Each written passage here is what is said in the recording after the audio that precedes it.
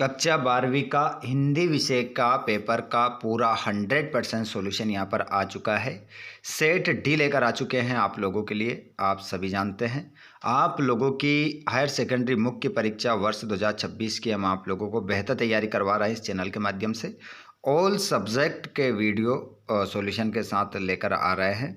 तो अगर आपने चैनल को सब्सक्राइब नहीं किया तो चैनल को सब्सक्राइब जरूर कीजिएगा और घंटी के बटन को भी ऑल पर कर लीजिएगा, जिससे आने वाले वीडियो का नोटिफिकेशन आपको मिल जाएगा। यहाँ पर देखिए, ये हिंदी का पेपर 80 नंबर का पूरा मैं आपको हल करके बताने वाला हूँ। यहाँ पर सभी क्वेश्चन करना अनिवार्य है, एक भी प्रश्न आपको छोड़ना नहीं है। और प्रश्न क्रमांक 1 से लेकर तो 23 तक हम सॉल्यूशन देखेंगे। अगर आप चैनल पर पहली बार आए हैं तो चैनल को जरूर सब्सक्राइब कीजिएगा। ये पूरा क्वेश्चन पेपर हम हल करने वाले हैं 1 से लेकर तो हम 23 तक प्रश्नों के आंसर देखेंगे। यहाँ पर आप देख सकते हैं ये पूरा क्वेश्चन पेपर रहेगा। अगर आप चैनल पर पहली बार आए हैं तो चैनल को ज़रूर सब्सक्राइब कीजिएगा और घंटी के बटन को ऑल पर कर लीजिएगा, जिससे आने वाले वीडियो का नोटिफिकेशन आपको मिल जाएगा। चलिए बच्चों, तो बिना देर किए स्टार्ट करते हैं क्वेश्चन क्रमांक पहले से। पहला क्वेश्चन आपकी स्क्रीन पर है बच्चों। रिक्त स्थानों की पूर्ति कीजिए।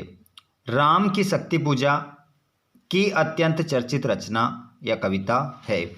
देखिए, राम की शक्ति पूजा किसने लिखी है ये आपको बताना है। राम की शक्ति पूजा जो रचना है किसकी है? सूर्यकांत त्रिपाठी निराला की है या माखनलाल चतुर्वेदी की? तो इसमें आप जो अपना सही उत्तर लगा लेंगे वो लगा लेंगे सूर्यकांत त्रिपाठी निराला। अगला प्रश्न है, रेडियो को से संचालित माध्यम माना जाता है। देखिए, जो रेडियो होता है ना बच्चों, इसमें कौन होते हैं? पाठक होते हैं या श्रोता होते हैं? तो रेडियो को हम क्या करते हैं? श्रोताओं से संचालित माध्यम माना जाता है। श्रोता, यहाँ पर सुना जाता है रेडियो को। अगला क्वेश्चन है, गुरुत्वाकर्षण एक शब्द है। तो गुरुत्वाकर्षण एक शब्द है तो निपात शब्द है या तकनीकी शब्द है? तो आप सभी जानते हैं जो गुरुत्वाकर्षण है बच्चों, ये किस प्रकार का शब्द है? एक तकनीकी शब्द है ये। तो तकनीकी आपका इसमें उत्तर हो जाएगा। उसके बाद में शकुंतला के हृदय से निकलती थी, तो इसमें आंसर हो जाएगा कालिदास। कालिदास के हृदय से निकलती थी। सरकारी काम काज की भाषा को कहते हैं। तो इसमें जबरदस्त क्वेश्चन है, ये कई बार परीक्षाओं में आ चुका है, याद रखिएगा। सरकारी कामकाज की भाषा को कहते हैं तो उसे कहते हैं राजभाषा। राजभाषा आपका उत्तर होगा। महाकाव्य और खंड काव्य काव्य के भेद माने गए हैं। तो यहाँ पर महाकाव्य और खंड काव्य जो भेद हैं वो किसके हैं? प्रबंध काव्य के। प्रबंध काव्य इसमें उत्तर हो जाएगा। उसके बाद में आगे हम बढ़ते हैं अगले क्वेश्चन की ओर। और क्वेश्चन क्रमांक आपका है दूसरा। सही विकल्प चुनकर लिखिए। दुर्मिल सवैया में वर्णों की संख्या होती है। जो दुर्मिल सवैया छंद है उसमें वर्णों की संख्या कितनी होती है? तो इसमें आपका आंसर 26, 28, 32, 24। बताइए सही उत्तर क्या होगा?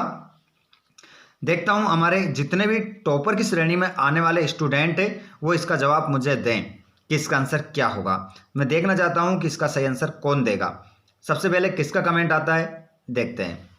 किसी काव्य को सुनते या पढ़ते समय जो हृदय पर छा जाए उसमें मौजूद गुण होता है। माधुर्य गुण, ओज गुण, प्रसाद गुण, कोई नहीं। बताइए, आप सभी जानते हैं काव्य गुण 3 प्रकार के होते हैं, माधुर्य, ओज, प्रसाद। तो इसमें आपका माधुर्य हो जाएगा। आप थोड़ा वीडियो को रोक रोक कर आंसर भी कमेंट बॉक्स में बताते रहें। सभी जितने भी हमारी क्लास लाइव में जुड़ने वाले स्टूडेंट हैं, इसी प्रकार आप लाइव क्लास में जुड़ते रहें और अपनी परीक्षा की तैयारी, कक्षा 12वीं हिंदी विषय की तैयारी इस चैनल के माध्यम से करते रहें, क्योंकि यहाँ पर आपके लिए एक से एक धमाकेदार वीडियो लेकर आने वाले हैं, ताकि आप कक्षा 12वीं में हिंदी विषय में 80 में से 80 नंबर लेकर आ सको। तो यहाँ पर भारत में पहला छापाखाना गोवा में कब खुला? तो भारत में पहला छापाखाना गोवा में कब खुला? 1556 में, 1760 में, 1880 में या 1560 में? तो इसमें सही आंसर होगा गोवा में खुला, भारत में खुला 1556। उसके बाद में जाति प्रथा दूसरा रूप है। जाति प्रथा का दूसरा रूप क्या है? देश विभाजन का, श्रम विभाजन का, समाज विभाजन का, गृह विभाजन का। तो इसमें आपका आंसर श्रम विभाजन हो जाएगा। उसके बाद हम देखते हैं क्वेश्चन क्रमांक हमारा अगला। खड़ी बोली गद्य की प्रथम रचना है इंदुमती, अष्टयाम, गोरा बादल की कथा, परीक्षा, गुरु।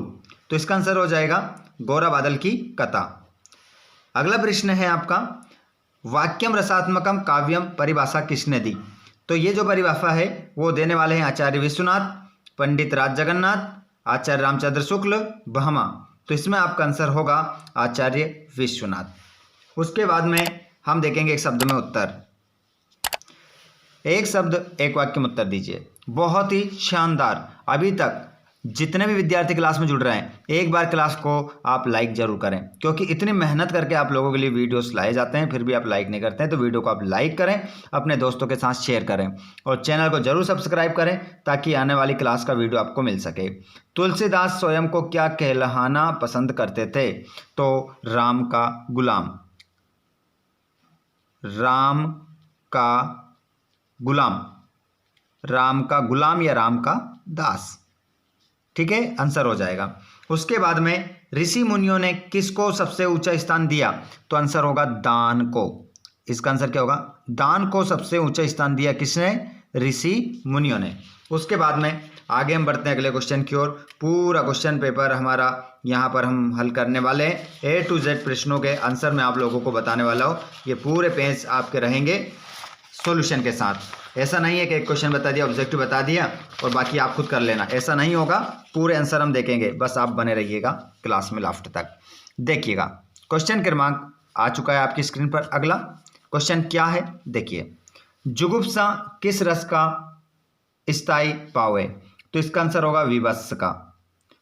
इसमें आप आंसर लगाएंगे विवश।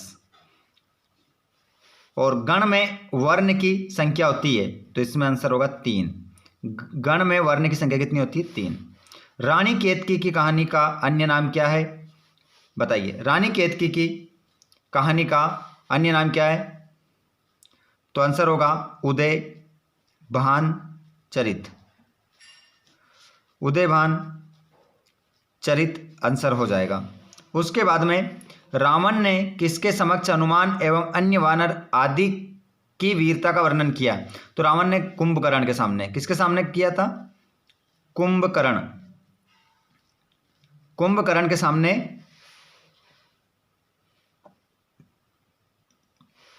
जानने की इच्छा कहलाती है।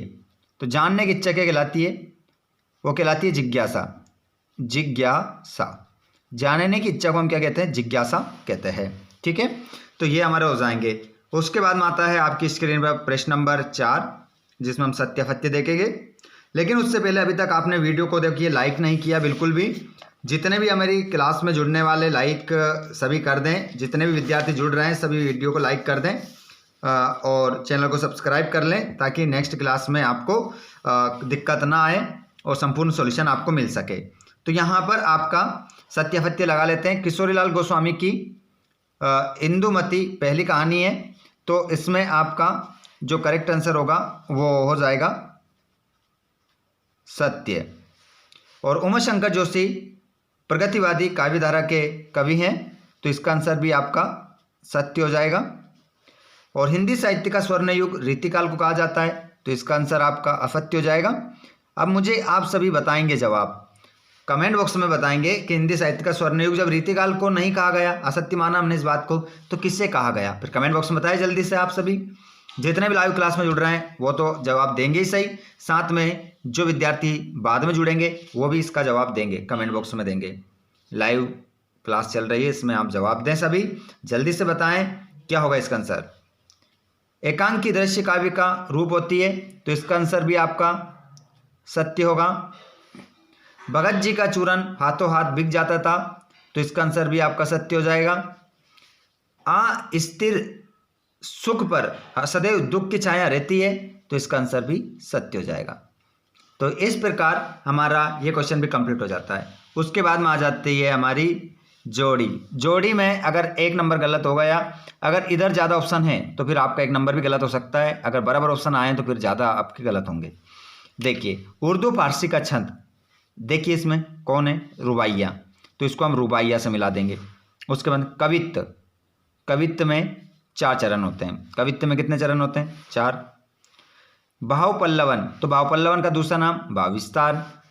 शब्द और अर्थ का संबंध, तो उसे हम क्या बोलते हैं? शब्द शक्ति। ऊसर में मूसर, तो इसमें होगा आपका व्यर्थ ही बीच में आना।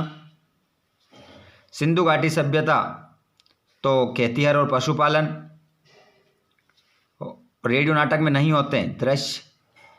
इस प्रकार आपकी यहाँ पर जोड़ी हो जाती है। अब हमारे आंसर भी यहाँ पर हमें मिलेंगे, आप बस देखते रहिए और इसका बहुत ही अच्छे से सॉल्यूशन देके और बहुत ही अच्छे से इसका आनंद लें आप। क्वेश्चन क्रमांक आपका है, हिंदी साहित्य का प्रवेश द्वार किस युग को कहा गया है, या फिर आप नई कविता किसे कहते हैं। देखिए, नई कविता किसे कहते हैं या हिंदी साहित्य का प्रवेश द्वार किस युग को कहा गया है, तो आप सभी जानते हैं भारतेंदु युग को कहा गया, ये तो जानते हैं आप। लेकिन ये देखते हैं हम नई कविता किसे कहते हैं, ये क्वेश्चन अलग है थोड़ा, इसका आंसर हम देख लेते हैं। देखिए, ये रहा आंसर, पूरा आंसर रहेगा।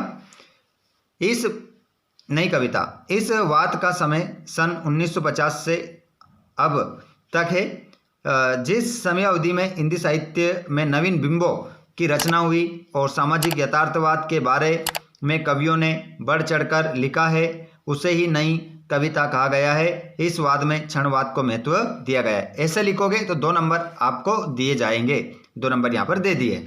उसके बाद में अगला क्वेश्चन आप देखेंगे 7वां वाला, तो 7वां वाला क्वेश्चन भी मैं आपको बता देता हूँ। उसके बाद में क्वेश्चन क्या है, द्विवेदी युग की 2 विशेषताएं, माँ ने चांद के टुकड़ा किसे कहा है और भाषा को सहूलियत से बरतने से क्या आशय। तो इसका आंसर भी हम देख लेते हैं। एक एक प्रश्न का आंसर हम देखेंगे, आपको कोई भी प्रश्न नहीं छोड़ना है, सभी क्वेश्चन हल करना है।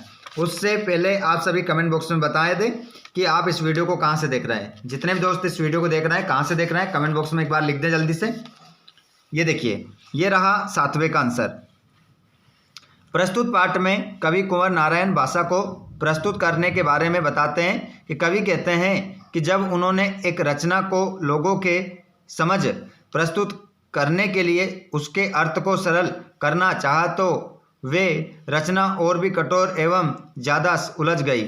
इसके संदर्भ में ही कवि का कहना है कि हमारी रचना की जो भाषा होती है उसका समायोजन कुछ इस प्रकार होना चाहिए कि लोग भी उसे सरलता से समझ सके और हिंदी के कुछ कठिन वर्ण भी उसमें इस्तेमाल हो सके। तो ये आंसर हो गया 2 नंबर का। ठीक है, 2 नंबर यहाँ पर आपको अच्छे से मिलेंगे, बिल्कुल करेक्ट आप इसको लिखेंगे। ठीक है, उसके बाद में अगला क्वेश्चन था आपका, ये वाला करवा दिया मैंने आपको, ठीक है, और यहाँ पर ये वाला करवा दिया। उसके बाद में 8वां वाला, द्विवेदी युग की 2 विशेषताएं या महाकाव्य खंडकाव्य में 2 अंतर, या बाजारूपन से लेखक का क्या आशय, डॉक्टर ने जाति प्रथा का आधार किसे माना है। तो ये इनके आंसर हम देख लेते हैं। ठीक है, तो यहाँ पर हम देखेंगे महाकाव्य और खंडकाव्य में अंतर, और नीचे हम देखेंगे बाजारूपन से क्या आशय। दोनों के आंसर एक साथ देखेंगे। ये देखिए, ये आ चुका है, कितना शानदार लिखा है। आप भी ऐसे ही लिख कर आए अपनी कॉपी में। वे काव्य जिसमें 8 से या उससे अधिक सर्ग हो महाकाव्य कहलाता है, बिल्कुल, और वो काव्य जिसमें 8 से कम सर्ग हो खंडकाव्य कहलाता है। महाकाव्य में संपूर्ण जीवन का वर्णन होता है, खंडकाव्य में जीवन के एक अंश का वर्णन होता है। रामचरितमानस कामायनी महाकाव्य, जयद्रथवध और पंचवटी खंडकाव्य। ठीक है, 2 नंबर का है, 2 नंबर मिल गया। उसके बाद में 9वां क्वेश्चन का आंसर देख लो। क्वेश्चन तो आपने देख ही लिया।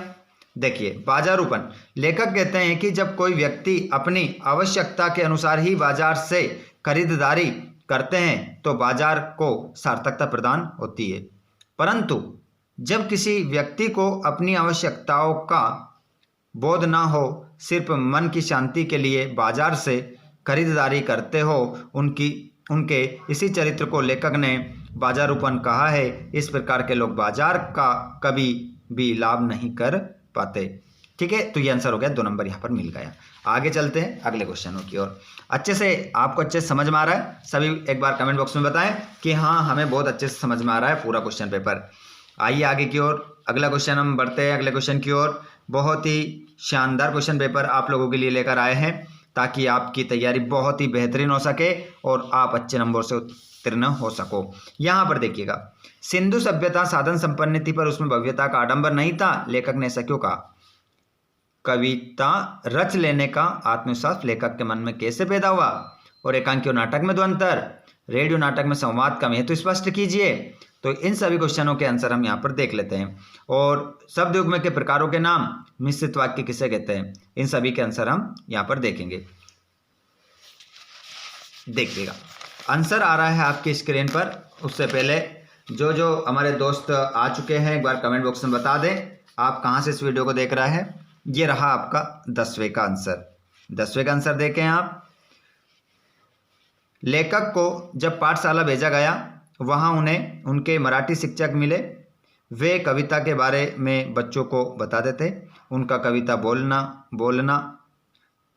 बोलने का ढंग इतना सुंदर था कि सभी बच्चे कई देर तक उनके पाठ में रम जाते थे। लेखक भी जब अकेले भैंस चराने जाते वहीं उनसे प्रेरणा लेकर कविता लिखने लग जाते थे और अपनी कविता शिक्षक को दिखाकर सराहना के पात्र बन गए। ठीक है, और इस प्रकार आपका ये आंसर सही होता है। उसके बाद में यहाँ पर नाटक और एकांकी में अंतर। नाटक में एकांकी में कम पात्र होते हैं और समयावधि भी सीमित होती है। नाटक में अधिक पात्र होते हैं और समयावधि भी लंबी होती है। एकांकी में एक अंक का ही वर्णन होता है, नाटक में कई अंकों का वर्णन होता है। 2 अंक यहाँ पर प्राप्त होते हैं। उसके बाद में अगला क्वेश्चन था अगला, शब्द युग्म के प्रकारों के नाम। तो शब्द युग्म के जो प्रकार होते हैं वो 6 होते हैं। उनके नाम होता है समानार्थक, विलोमार्थक, है ना, पुनरुक्ति शब्द युग्म और सार्थक निरर्थक और सार्थक निरर्थक, ये भी हो जाएगा। इस प्रकार हो जाएंगे। लेकिन मिश्रित वाक्य किसे कहते हैं? जिस वाक्य में एक वाक्य प्रधान और दूसरा वाक्य उसके आश्रित हो उसे मिश्रित वाक्य कहते हैं। इतना इसमें लिखना। उसके बाद में यहाँ पर आप सभी मुझे शब्द युग्म के प्रकारों के नाम सेंड करेंगे। मैंने जो बताए हैं सुनकर भी आप भेज सकते हैं ग्रुप में, माफ़ कीजिएगा, कमेंट बॉक्स में, या फिर आपने जो भी पढ़ा है उसके नाम आप सेंड करें। उसके बाद में हम बात करेंगे निम्नलिखित वाक्यों को शुद्ध करके लिखना है। उसके पास केवल मात्र 200 रुपये है। अगर इस वाक्य को सही करना है तो यहाँ से केवल हटा दो, इसको हटा दो, आपका वाक्य सही हो गया। जंगल में शेर चिंगाड़ने लगा, तो इस चिंगाड़ने की जगह लिख दो दहाड़ने लगा, सही हो गया वाक्य। ठीक है, लिखा हुआ भी बता देता हूँ, ये लिखा हुआ भी देख लीजिए आप, लिखा हुआ भी है। उसके पास मात्र 200 रुपये हैं, शुद्ध हो जाएगा। जंगल में शेर चिंगाड़ने लगा, जंगल में शेर दहाड़ने लगा, शुद्ध हो जाएगा। उसके बाद में अगला क्वेश्चन है आपका, यहाँ पर ओज गुण की परिभाषा उदाहरण सहित लिखना है। आचार्य रामचंद्र शुक्ल के अनुसार निबंध की परिभाषा लिखना है। बिंब किसे कहते हैं या सांगरूपक अलंकार की परिभाषा उदाहरण सहित लिखना है। चलिए, तो यहाँ पर देख लेते हैं हम।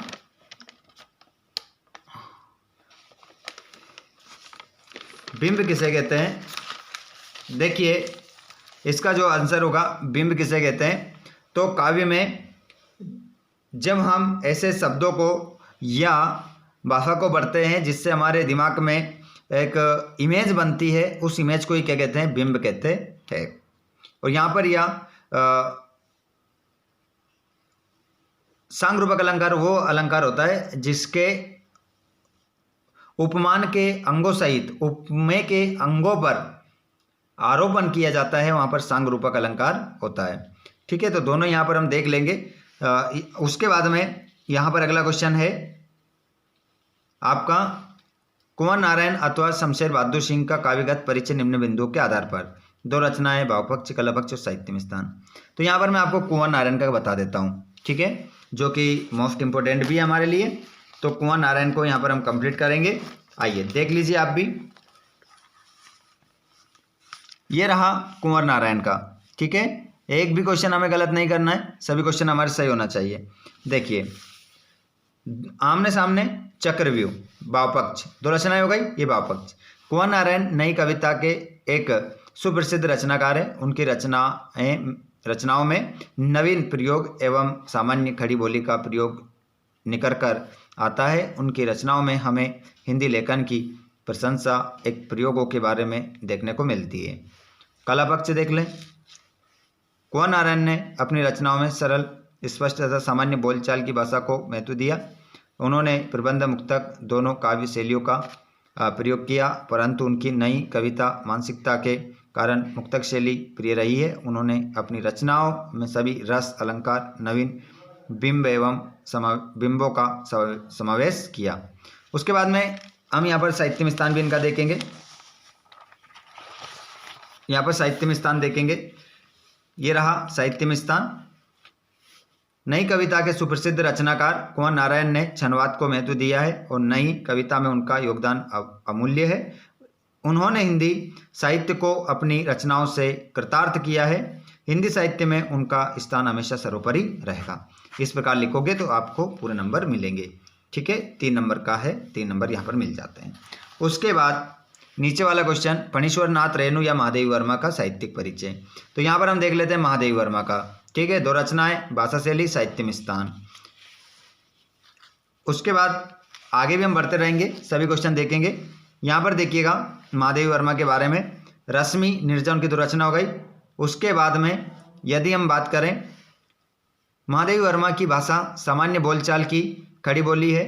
उन्होंने आंचलिक शब्दों का प्रयोग भी बखूबी किया है। छायावादी रचनाकार होने के कारण उनकी रचनाओं में शोषितों के प्रति सहानुभूति का भाव भी देखने को मिलता है। उन्होंने अपने काव्य में ग्रामीण तथ्यों का भी सुंदर वर्णन किया है। ठीक है, ये तो गया क्या, भाषा। अब हम शैली को भी यहाँ पर देखेंगे, शैली भी देख लेते हैं। ये रही यहाँ पर शैली, लिखने का जो तरीका है वो भी आप देखेंगे। यहाँ पर देखिए शैली, महादेवी वर्मा ने अपनी काव्यगत रचनाओं में सभी शैलियों का प्रयोग किया है। उन्होंने आलोचनात्मक, विवरणात्मक, चित्रात्मक तथा वर्णनात्मक शैलियों का प्रयोग सुंदरता से किया है। साहित्य में स्थान, साहित्य में स्थान देख लो। छायावाद के सुप्रसिद्ध रचनाकार में से महादेवी वर्मा का एक स्थान है महत्वपूर्ण। छायावाद के 4 स्तंभों में उनका योगदान सर्वोपरि है। छायावाद काव्य की सफलता के पीछे उनका मुख्य हाथ है। उनकी रचनाओं में साहित्य को अलग दिशा दी है। उनका स्थान साहित्य में हमेशा सबसे ऊंचा रहेगा। इस प्रकार अगर लिखोगे तो 3 नंबर यहाँ मिल जाएंगे। उसके बाद में आगे हम बढ़ते हैं और पहले क्वेश्चन देखते हैं हम क्या है क्वेश्चन में, उसके बाद आगे क्वेश्चन हम देखेंगे। क्वेश्चन है, कविता का शाब्दिक अर्थ क्या होता है या कहानी के कौन कौन से तत्व होते हैं। तो देखिए यहाँ पर कहानी के जो तत्व होते हैं वो कौन कौन से होते हैं, यहीं पर मैं आपको बता देता हूँ। देखिए एक तो होता है कथा वस्तु, कथा वस्तु, पात्र व चरित्र चित्रण, कथोपकथन, कथोपकथन, संवाद, उद्देश्य। ये इस प्रकार से आप क्या करेंगे यहाँ पर लिख देंगे और यही आंसर आपका हो जाएगा इसमें। उसके बाद में अगला क्वेश्चन आ जाता है आपका, निम्नलिखित अपठित गद्यांश पद्यांश को पढ़कर नीचे लिखे गए प्रश्नों के उत्तर दीजिए। तो भारतीय संस्कृति में पर्वों का अत्यधिक महत्व है। पर्व किसी भी संस्कृति के वे अंग है जिसके बिना वे संस्कृति अधूरी रह जाती है। पर्व वे हमेशा अवकाश प्रदान करते हैं कि हम जब अपने जीवन के लिए, जीवन के विषय आगे हम बढ़ रहे हैं और पूरा हल करेंगे। यहाँ पर A to Z क्वेश्चनों के हल हम यहाँ पर कर रहे हैं। बस आप वीडियो को लाइक करते रहें और अपनी उपस्थिति दर्ज कराते रहें। आप बिना रुके आप बहुत ही अच्छी तैयारी यहाँ पर कर सकते हैं। अगर आपने कुछ भी नहीं पढ़ा है तो चिंता करने की आपको आवश्यकता नहीं है। यहाँ पर हम आंसर देख लेंगे, इसका आंसर भी हम देख लेंगे। उपर्युक्त गद्यांश का शीर्षक क्या होगा, भारतीय संस्कृति में किसका अत्यधिक महत्वपूर्ण है, जीवन प्रवाह की सही दिशा कौन देता है। तो इसी में आंसर मैं बता रहा हूँ, मैंने ढूंढ लिया है और लिख लिए यहाँ पर। ये देखिएगा आंसर लिखे हैं यहाँ पर, ये लिखे आंसर, आपको चिंता करने की आवश्यकता नहीं है। ये तीनों आंसर 3 नंबर का आया है, 3 नंबर यहाँ पर आपको मिल गए। ठीक है, भारतीय संस्कृति में पर्वों का महत्व और भारतीय संस्कृति में पर्वों का अत्यधिक महत्व है। और ये रहा तीसरा वाला, जीवन प्रवाह को सही दिशा देने वाले पर्व ही होते हैं। पर्व ही हमारे जीवन में ऊर्जा उद्दीप्त करते हैं। ठीक है, तो ये हो जाएंगे 3 नंबर। उसके बाद में अब नीचे वाला अथवा वाला एक छोड़ रहे हैं, एक छोड़ रहे हैं, अथवा वाला सहित नहीं बता रहे हैं आपको, लेकिन आने वाले वीडियोस आपको अथवा सहित मिलेंगे। तो अगर आप लेना है ना आपको पूरा नंबर, तो क्लास को लास्ट तक देखिएगा। यहाँ पर आगे हम बढ़ेंगे, अगला क्वेश्चन देखेंगे हम, जिसमें हम देखेंगे कि यहाँ पर देखिए, ये तो हमारे तुलसीदास जी वाले पाठ से लिया गया। इस पाठ को किसने लिखा? तुलसीदास जी ने, तुलसीदास ने। और पाठ का नाम क्या है? कवितावली, कवितावली, कवितावली से ये पाठ लिया गया है। ठीक है, चलिए, तो इसका ये तो बता दिया मैंने, ये वाला बता देता हूँ मैं आप लोगों को, नीचे वाला। सबसे तेज बौछारे गई, भादो गया सवेरा हुआ, खरगोश की आंखों जैसा लाल सवेरा, शरद आया पुलों को पार करते हुए, अपनी नई चमकीली साइकिल तेज चलाते हुए, घंटी बजाते हुए जोर जोर से, चमकीले इशारों से बुलाते हुए। तो यहाँ पर आप देखिएगा, संदर्भ प्रसंग करना है यहाँ पर।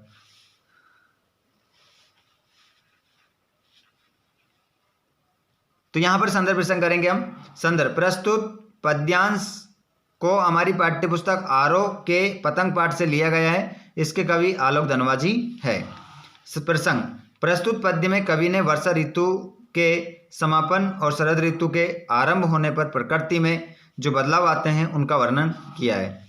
व्याख्या देख लीजिए। यहाँ पर कवि कहते हैं कि वर्षा ऋतु में हो रही अत्यधिक वर्षा अब समाप्ति की ओर है, क्योंकि शरद ऋतु का आगमन हो चुका है। भादों के माह में सुबह हुई है, सूर्य अपनी लालिमा बिखेर रहा है। जिस प्रकार खरगोश की लाल आंखें उसकी सुंदरता का बखान करती है, अपनी धीमी धीमी शीतलहर से अपने आने का जयघोष करते हुए शरद ऋतु आ रही है। आसमान पूर्णतः साफ हो चुका है, जो पतंग उड़ाने वाले बच्चों को संकेत दे रहा है और उन्हें पतंग उड़ाने के लिए लालायित कर रहा है। इस प्रकार लिख देना। ठीक है, ऐसे लिखोगे पूरे 3 नंबर कोई ने आपसे नहीं छुड़ाए, पूरे आपको मिलेंगे 3 नंबर।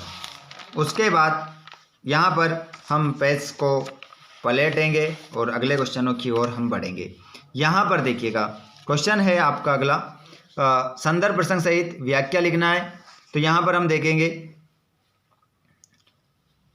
इन दोनों में से एक करना है। ये भी संदर्भ प्रसंग है, तो इसमें से मैं आप लोगों को बता देता हूँ, और मैं बता देता हूँ आपको इसमें से काले मेघा पानी दे, काले मेघा पानी दे वाले पाठ से मैं बता देता हूँ। और ये वाला है आपका काले मेघा पानी दे, ये देखिएगा। और यहाँ पर आप देखेंगे अच्छे से, पूरे आंसर आपको देखना है। ये देखेंगे आप, संदर्भ, प्रस्तुत पद्यांश को हमारी पाठ्य पुस्तक आरोह के काले मेघा पानी दे पाठ से लिया गया है। इसके लेखक धर्मवीर भारती जी हैं। उसके बाद में प्रस्तुत पद्य में लेखक ने भ्रष्टाचार को समाप्त करने के लिए सामान्य लोगों के योगदान का व्यंग किया है। उस प्रकार देखेंगे व्याख्या। तो लेखक कहते हैं कि जब व्यक्ति आपस में कभी वार्तालाप करते हैं तो एक बात चिंता का विषय हमेशा बनती है कि हम देश के लिए क्या योगदान कर रहे हैं। कवि कहते हैं कि हम प्रतिदिन ही कुछ ना कुछ गलत ठहराते हैं, परंतु क्या हमने कभी इस देश के लिए कुछ किया है? तो यहाँ पर आप ये लिख सकते हैं। और भी इसका अर्थ आप देख लेंगे यहाँ पर, ये देखिएगा और भी है इसमें। इस नए समय में लोग अपनी ही इच्छाओं के वशीभूत है।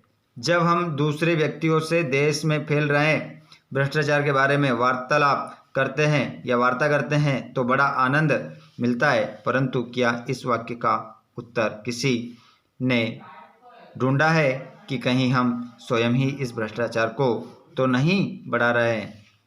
उसके बाद यहाँ पर विशेष भी देख सकते हैं, सरल तथा स्पष्ट भाषा का प्रयोग, सामान्य लोगों के ऊपर व्यंग भ्रष्टाचार को लेकर, और गद्यांश के बीच में पाठक से प्रश्न।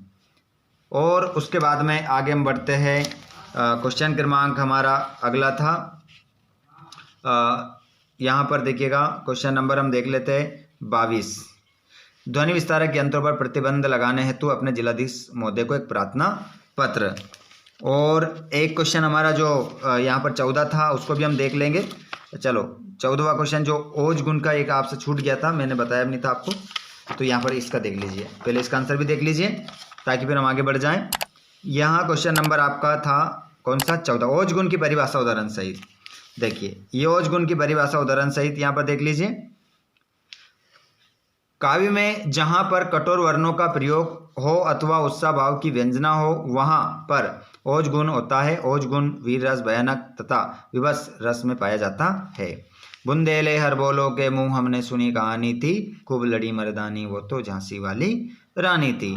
तो ये 14 का आंसर भी हमारा हो जाता है। उसके बाद हम वहीं चलेंगे, हमारे क्वेश्चन नंबर कौन सा वाला, ध्वनि विस्तारक यंत्रों पर रोक लगाने हेतु। ठीक है, तो क्वेश्चन नंबर ये आ जाता है हमारा 22 का आंसर हम यहाँ पर देखेंगे।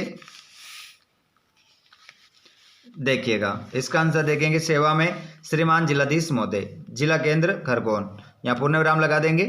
ध्वनि यंत्रों पर प्रतिबंध हेतु प्रार्थना पत्र। उसके बाद यहाँ पर आप लिख देंगे इसमें महोदय, जी लगाने की आवश्यकता नहीं है, महोदय। सभी ने निवेदन कुछ इस प्रकार है कि मैं कक्षा 12वीं का छात्र हूँ, या आप लिख सकते हो हमारी वार्षिक परीक्षा का समय नज़दीक आ गया है एवं 1 माह के अंतराल के बाद हमारी परीक्षाएं हैं, परंतु मेरे घर के पास कुछ लोग रात भर लाउड स्पीकर चलाकर मेरे अध्ययन में विघ्न डाल रहे हैं। लाउड स्पीकर के कारण मोहल्ले के अन्य बच्चे भी पढ़ाई पर ध्यान केंद्रित नहीं कर पा रहे हैं, अतः आपसे निवेदन है कि ध्वनि विस्तारक यंत्र पर प्रतिबंध लगाने की कृपा करें। और इधर आपको नहीं लिखना, यहाँ लिखना है प्रार्थी समस्त विद्यार्थी गण। ठीक है, इस प्रकार अगर गलती करोगे, जैसे कि छोटी मोटी गलती करी आपने, तो यहाँ पर आपको 3 नंबर मिलेंगे। 4 का है, 3 नंबर आपको मिलेंगे, क्योंकि आपने छोटी छोटी गलतियाँ यहाँ पर कर दी। इस प्रकार आपने लिख दिया है, नाम लिख दिया है, दिनांक में आपने नीचे पहुँचा दिए, इधर आपको ये लिखना है।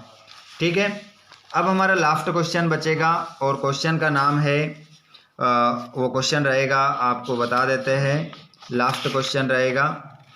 क्वेश्चन में क्या है वो भी आप देखो पहले। क्वेश्चन है, क्वेश्चन में निम्नलिखित में से किसी एक विषय पर निबंध लिखना है। निबंध अगर आप देखेंगे तो राष्ट्रीय पर्व स्वतंत्रता दिवस, विद्यालय का वार्षिक महोत्सव, दूरदर्शन और छात्र, स्वच्छ भारत अभियान, समाचार पत्र की उपयोगिता। चलिए, तो यहाँ से मैं आपको राष्ट्रीय पर्व एवं स्वतंत्रता के ऊपर निबंध बता देता हूँ।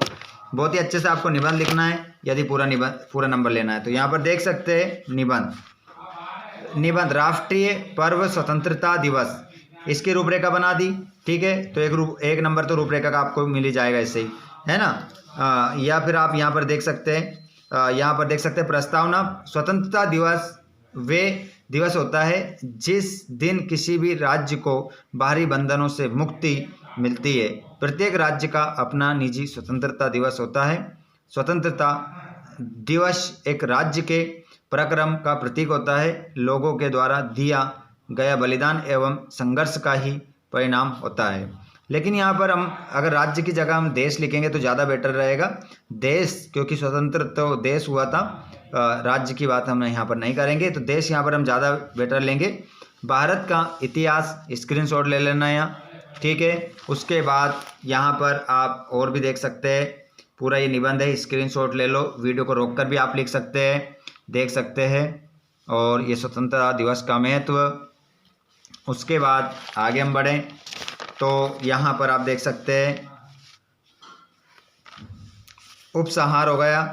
ठीक है, तो ये इस प्रकार हमारा निबंध क्या हो जाता है, यहाँ पर कंप्लीट हो जाता है। पूरा निबंध हम यहाँ पर देख लेते हैं, स्क्रीनशॉट ले लेना, 4 नंबर यहाँ पर मिल जाएंगे अगर आप अच्छे से लिख कर आएंगे। तो ये पूरा क्वेश्चन पेपर का हल मैंने आप लोगों को आंसर सहित करवा दिया है। अब आप मुझे ये बताएं कि वीडियो आप लोगों को कैसा लगा, कमेंट बॉक्स में ज़रूर लिखिएगा, और चैनल को सब्सक्राइब कीजिएगा ताकि आने वाली क्लास का वीडियो आपको मिल सके। PDF आपको चाहिए तो आप हमारे टेलीग्राम ग्रुप से जुड़िए। टेलीग्राम की लिंक हमने डिस्क्रिप्शन में दे रखी है। यदि आपको PDF वहाँ नहीं मिले तो आप हमारे व्हाट्सएप ग्रुप पर भी जुड़ सकते हैं, जिसकी लिंक हमने आपको टेलीग्राम इसी वीडियो के लिंक में दे रखी है। और अगर आप फिर भी PDF नहीं डाउनलोड कर पाते हैं तो आप हमें इंस्टाग्राम या फेसबुक पेज पर फॉलो करें, वहाँ पर आपको हम बताएंगे, डायरेक्ट आपसे बात करेंगे और बताएंगे आपको किस प्रकार से आप डाउनलोड कर सकते हैं। तो आप इस वीडियो को कहाँ से देख रहे हैं, आपका नेम क्या है, कमेंट बॉक्स में ज़रूर बताइएगा। धन्यवाद आप सभी का, थैंक्स फॉर वॉचिंग।